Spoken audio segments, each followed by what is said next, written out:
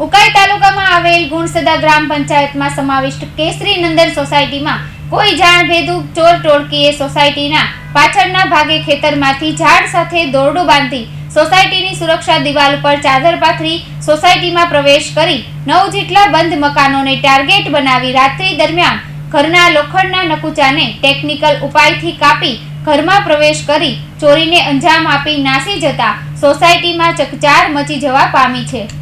સોસાયટીમાં એક સાથે 9 મકાનના તાળા તૂટતા ઉકાઈ પોલીસ દોડતી થઈ હતી અને ઘટના સ્થળે પહોંચી પંચનામું કરી સોસાયટીમાં મૂકેલા સીસીટીવી ફૂટેજની મદદે કામગીરી આરંભી છે। ઉકાઈ જતા રોડ પર આવેલા કેસરી નંદન સોસાયટી આવેલી છે, જેમાં 360 જેટલા મકાનો આવેલા છે। ગત તારીખ 3 ડિસેમ્બરની રાત્રે સમય દરમિયાન કોઈ જાણભેદી ચોર ટોળકી દ્વારા આ 9 બંધ મકાનોને ટાર્ગેટ કરી ચોરીને અંજામ અપાયો હતો।